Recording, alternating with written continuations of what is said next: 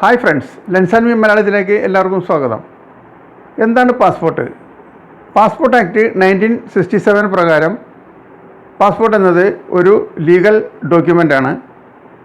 നമ്മുടെ പാസ്പോർട്ടിൻ്റെ ഫസ്റ്റ് പേജിൽ തന്നെ കാണാൻ കഴിയും പ്രസിഡൻറ്റിൻ്റെ അനുമതി പത്രം.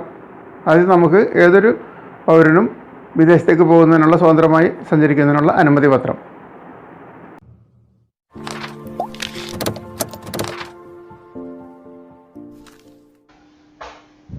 പാസ്പോർട്ട് എത്ര തരം? ഓർഡിനറി പാസ്പോർട്ട്, സാധാരണ പൗരന്മാർക്കുള്ള ഓർഡിനറി പാസ്പോർട്ട്. ഇത് 36 മുതൽ 60 പേജ് വരെയുള്ള പാസ്പോർട്ടാണ്. 2 ഒഫീഷ്യൽ പാസ്പോർട്ട്, രാജ്യത്തെ ഉയർന്ന ഉദ്യോഗസ്ഥ തലത്തിലുള്ളവർക്ക് ഔദ്യോഗിക കാര്യങ്ങൾക്കും മറ്റുമായി വിദേശത്ത് പോകുന്നതിന് നൽകുന്ന പാസ്പോർട്ടാണ്. ഇതിൻ്റെ കളറ് വൈറ്റ് ആയിരിക്കും. ഇതിനെ സർവീസ് പാസ്പോർട്ട് എന്നും വിളിക്കും. മൂന്നാമത്തേത് ഡിപ്ലോമാറ്റിക് പാസ്പോർട്ട്. ഇത് ഉയർന്ന ഗവൺമെൻറ് അധികാരികൾക്ക് നൽകുന്ന പാസ്പോർട്ടാണ്. കളർ മെറൂണാണ്. ഇതിനെ ഡി ടൈപ്പ് പാസ്പോർട്ട് എന്നും വിളിക്കും. വിസ എന്നത് നമുക്ക് വിദേശത്തേക്ക് പോകുന്നതിനും തൊഴിൽ ചെയ്യുന്നതിനും സഞ്ചരിക്കുന്നതിനും മറ്റും വിദേശ രാജ്യത്തു നിന്നും നമുക്ക് ലഭിക്കുന്ന അനുമതി പത്രമാണ്. പ്രധാനമായും 8 തരം വിസകളാണുള്ളത്. ട്രാൻസിറ്റ് വിസ 72 hours വാലിഡിറ്റിയാണ് ഇതിനുള്ളത്.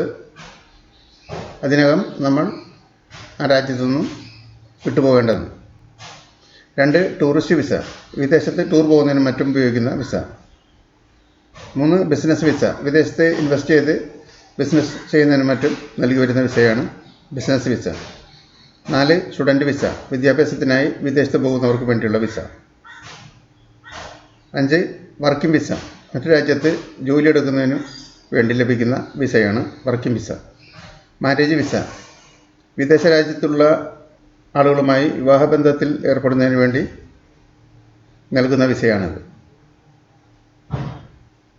7 ഇമിഗ്രൻ്റ് വിസ, നമ്മൾ വിദേശത്ത് സ്ഥിരതാമസം ആക്കാൻ പോകുമ്പോൾ എടുക്കേണ്ട വിസയാണ്. ഈ വിസ പോലിന് വേണ്ടി മാത്രം നൽകുന്നതാണ്. ഈ വിസയിൽ തിരിച്ചു വരാൻ കഴിയില്ല. 8 മെഡിക്കൽ വിസ,